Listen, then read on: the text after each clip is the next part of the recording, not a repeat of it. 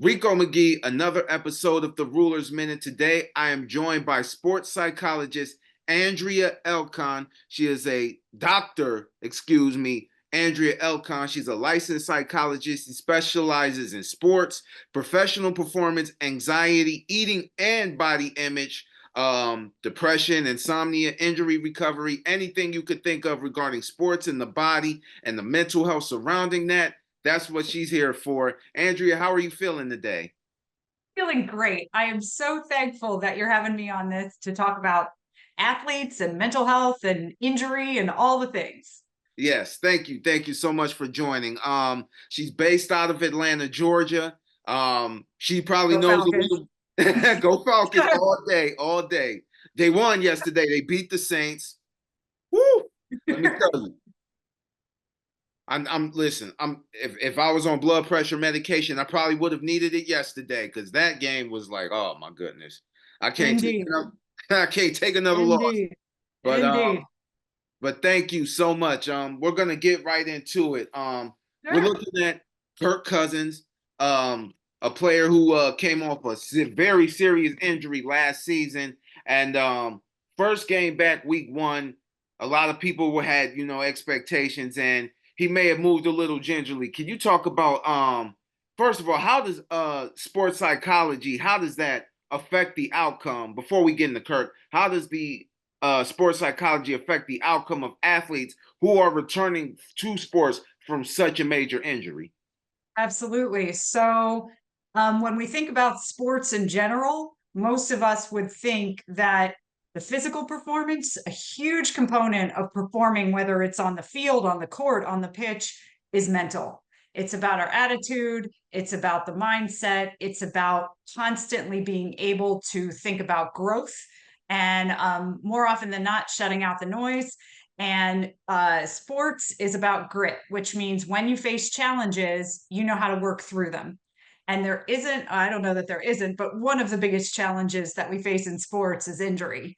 Um, every athlete out there has had an injury, sometimes multiple. And so that is the ultimate challenge. And so, how do we work through that? How do we process whatever our season was going to look like or whatever our off season was going to look like? And now we've gotten hurt. And so, we've kind of got to reshape that and go through the process of recovering. I don't want to get ahead of myself if you're asking those questions, but it's really about getting in the right frame of mind to tackle the challenge of injury. Okay. So, with that being said, can you explain an athlete who's returning from the major injury that, like, a Kirk Cousins had, or a Deshaun Watson from the Cleveland Browns who had a shoulder injury that ended his season? He had to have surgery, or even in basketball, the players like Derrick Rose, who he recently retired, tore his ACL, and you could see that he was never the same player. What may be going through their mind as they're coming from a major injury and trying to get back to that player that they once were? Yeah, so the whole process of recovering from injury and working through that rehab, that's a mental challenge in and of itself because in some ways, right when you first get injured and in those early days of injury, you're really grieving the loss of not only who you were, but what your season was going to look like and perhaps where you were headed in your sport. So there's a lot of grief and a lot of processing of emotion that needs to be done on that front end when folks first get injured. And then again, it's getting into the mindset of baby steps, and we're just going to take it a little bit at a time and really tracking recovery. And then we get into this part where it's return to sport. And that understandably comes with a lot of anxiety. Injuries are traumatic for athletes. And so the images of that, the experience of getting injured, as you're heading back out there, naturally athletes are a little bit scared, understandably, a little bit scared. And I think it's really important that we acknowledge with athletes that, hey, this is a scary thing. It's going to feel a little bit, you may play with some hesitation when you get back out there, and just understanding, once you've been injured, you always have pain. Like there isn't pain free after you've been injured, but athletes can often mistake the kind of rehabby pain that comes with injury as like, oh gosh, I'm being injured again. So there's a lot going through the mind of an athlete as they're coming back from injury, about like they're now a little bit more sensitive to pain. So they're noticing everything. And the fear of re-injury, and thinking about like, I just have to stay in the moment and play this game, because you know what happens, like if you get too far ahead of yourself, you just kind of never know when you're going to get injured. Okay, so we talked about the fear that athletes go through, when they get injured, and them being scared. Now, how do they cope with the fears of being hurt again while you have all these expectations when you come back from injury? How does an athlete deal with that? Yeah. So what I work with athletes on is this idea of staying in the moment, staying present, just be where you are. So we get up in our heads when we're thinking too much about what could happen or too much about what has happened. And so we do a lot of work around like, how do we just be present? How do we just focus on, how do I feel right now? How does my body feel right now? Really tuning into that and playing from that place, not playing from, oh my gosh, I'm going to get injured. Because what happens is that when athletes play and are afraid of getting injured, they play scared. You've probably seen athletes playing scared, or if you've been an athlete, I know I was an injured athlete and I know I've played scared. And that actually makes you more likely to get re-injured. So that we're just playing from this in the moment, I feel good now, and I'm going to play reacting to how my body is right now. Okay. Um, Can you talk a little bit about how social media may play a role in an athlete's performance? Like, you're coming off an injury, they want you to, maybe 2, 3, 4 games back, they expect you to be back to where you are, and it doesn't always work like that. So then No. you have these people on social media who diehard fans of the team, want their team to do good, and when that player who's injured isn't perform comes back, probably isn't performing as well. Um, how does social media play a role in a athlete's psyche? For sure. So social media is a whole mess of noise, isn't it? It's just a Yeah, mess of noise, and it definitely. can be a real echo chamber. So, like mob mentality, if some player had a bad game and now everybody's piling on. Um, Right. and so my recommendation to athletes, to competitive athletes, is if you're on social media, stay away from the comments. Like maybe you want to post things, but really, I don't love social media for that reason, because I think athletes can get too distracted by it, too caught up in the noise when it's just noise. Like only the athlete and their coach and their teammates really know the whole story about what's going on.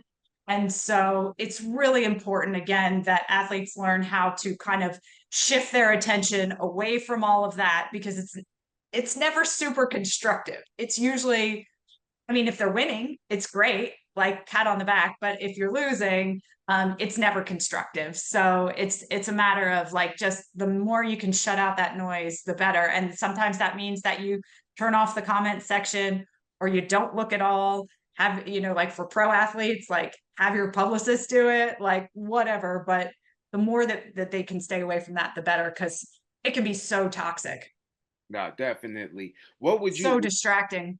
definitely? What would your advice be to a player who's they're not sitting out, but they're dealing with that nagging injury, and Yeah, a player that has like a high ankle sprain, and no matter yeah. the sport, and your coach, you have to go through, especially at the pro level, and you have Mhm. to go through it. How does a player manage dealing with that pain, and you still got a whole 3 quarters left of the game to go? How does a player deal with that? Like, what would your advice be to players?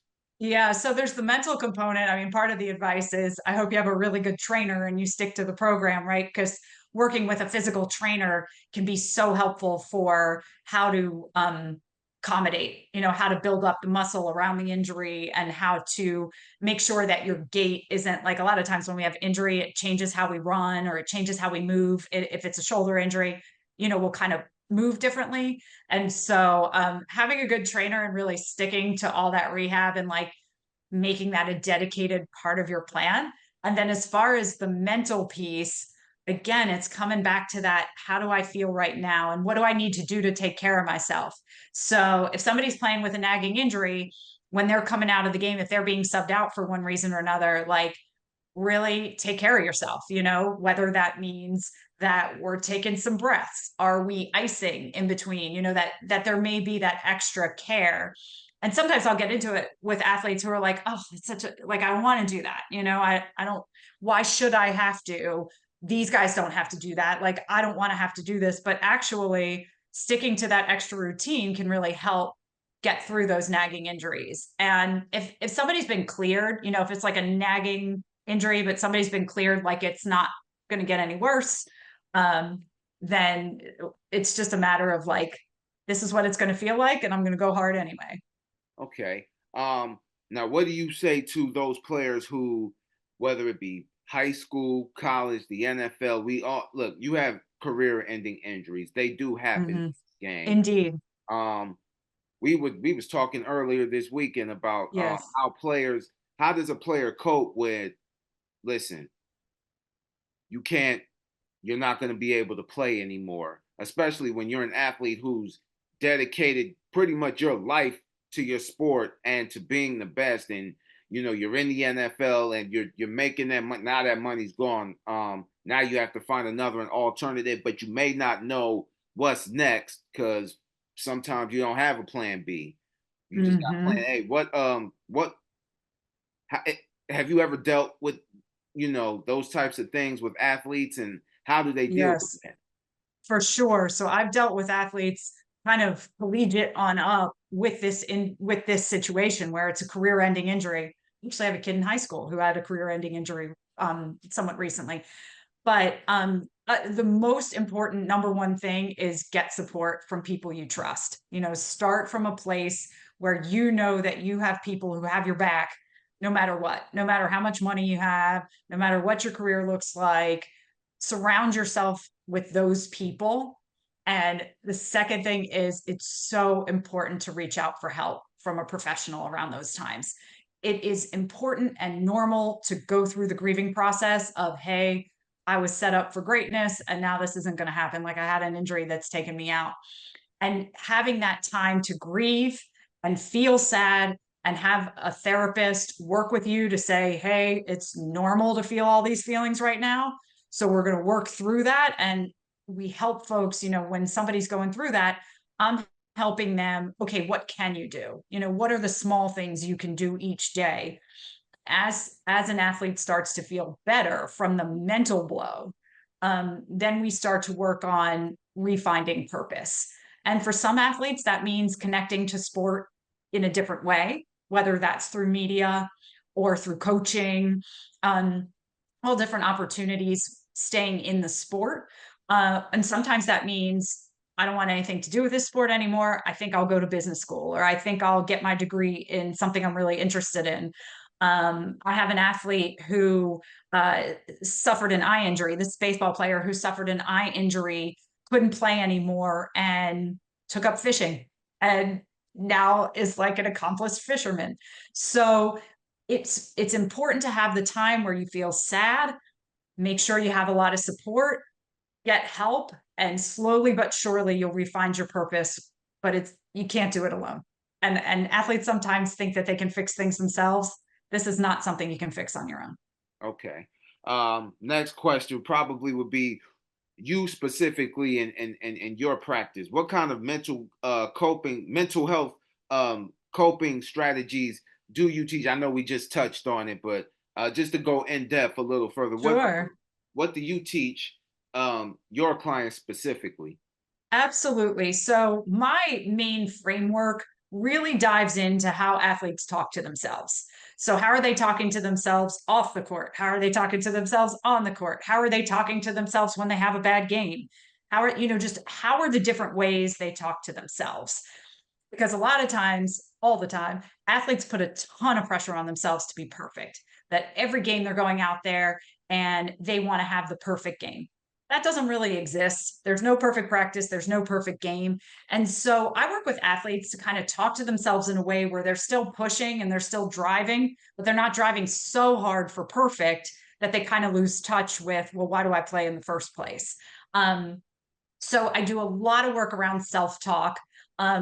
Athletes, when they have bad games, will often do what we call in psychology catastrophize. So if you think of Chicken Little, he had an acorn fall on his head and he was like, oh my God, the sky is falling, the sky is falling. And that's what athletes do when they've had a bad game.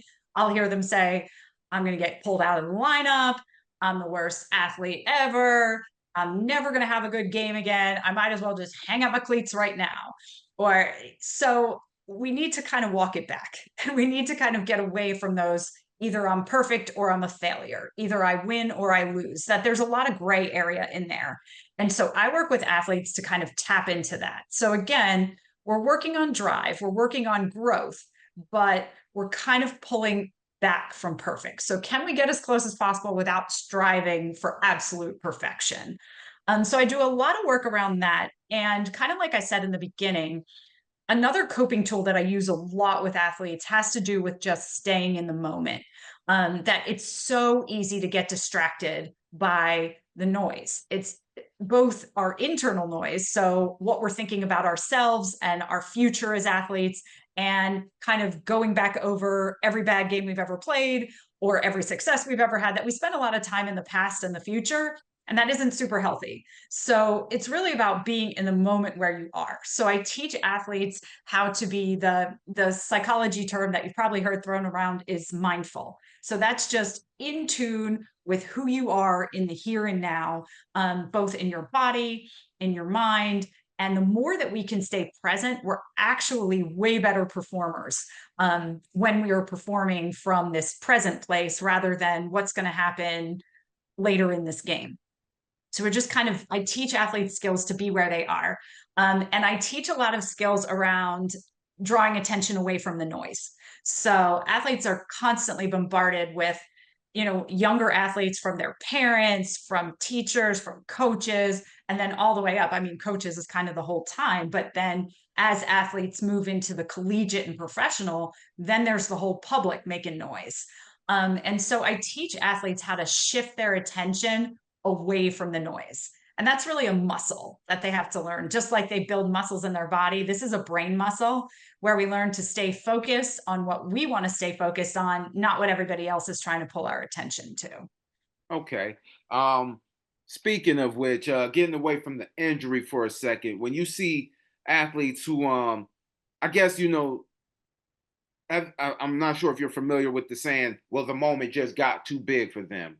The moment just got, they just choked in the final moment. They got nervous. I remember watching, I'm a huge basketball fan, and I remember the Hawks actually playing the Sixers game 7, and Ben Simmons just, he would try to, score. He would, just pass the ball off. Can you explain maybe the fears that are going in when the moment is right there and it's like you're afraid of failure, That's right. what may be going through that athlete's mind that hasn't been injured, they just scared of the moment, and they Yep. they play like it. What happens in that? Yep. So it's that fear. Yes, you have it exactly right as far as fear of failure. It's that future thinking. It's getting ahead of yourself. It's thinking about like, I really want to be there with this trophy. I want to be there with that win. And like they're starting to map that all the way out. And it's like, oh shoot, now I really got to perform. And that will take an athlete right out of the moment. Will take them right, when you start thinking about the end result, then we're not in the process. And yeah, that's what happens is like, then you start to get scared and then you start to play like you're scared, you're not focused anymore. And when we get unfocused, then we can't do what we're there to do. And like we said, sports are so mental, like so much of sports performance is mental, that if your head is everywhere but the game, then you're going to play like it. Definitely, definitely. Well, Yeah, thank you so much for joining us. absolutely. Are you accepting new clients at this point, or how does I that work? am. I Okay. am. I have room for some. Yes. Okay. And you based out of Atlanta, Georgia. I just want to thank you again for joining the show. And you can tell everybody where they can find you if you're in, if you would like. Absolutely. Thank you. So I can be reached at Ascend. That's ASCEND, Psychology and Wellness. That's ascendpsych.com. And thanks so much. I really appreciate this. This is a fun conversation. Definitely, definitely. I appreciate it. I was thinking about it couple of months ago. Well, actually after week 1 of the NFL, because I'm living in Cleveland, Ohio, but I'm a Falcons fan. It's weird. I know, I get it. But watching the Browns and both of these two quarterbacks coming off major injuries, a lot of people had a lot of expectations week 1. And I thought about, well, maybe they're going through this. So let me find somebody that I could talk to, try to convey what they may be feeling so we could be a little more empathetic, to our athletes. Absolutely, absolutely. I know, we want these guys to win. We want our teams to win. There's a lot of pressure on athletes. And I know at the professional level, and I guess now at the collegiate level, some are getting paid for it, but I know they're getting paid for it, but it is a demanding career, put a ton of pressure on your body, and then the mental piece of it is just an inconceivable challenge. So yeah, like it's a lot of pressure to perform. And the more that athletes can just kind of stay within themselves, understand themselves, play from that place, the better they perform. Definitely. Well, thank you so much for joining the show Thank again. you, Rico. I appreciate this so much. No problem at all. Ladies and gentlemen, this is Andrea Elcon. I'm Rico McGee. This has been the Ruler's Minute. And as always, we will see you in a minute.